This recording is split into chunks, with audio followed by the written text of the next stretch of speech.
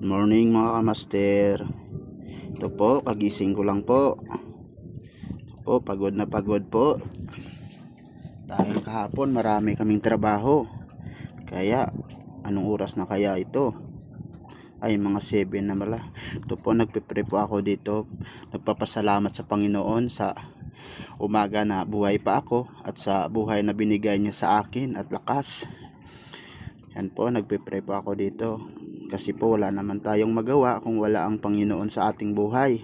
At tagi nating sa sandalan, mga kamaster, yung Panginoon, dahil siya lang ang nakaalam ng lahat at siya rin ang umawak ng buhay natin.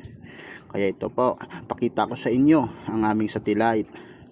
Ayan po mga kamaster. Ayan po ang siktik pa namin at saka radyo. Tingnan po ninyo. Mga sweet po yan ang ilaw namin. Ito po yung makina namin sa ilalim. Kaya mga kamaster, lalabas tayo.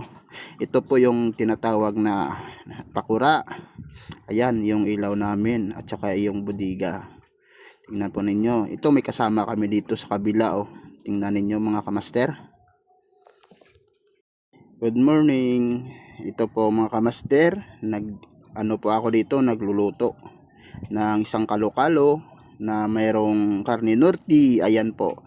Wow, ang sarap. Sarap talaga kapag umagahan ng ganito.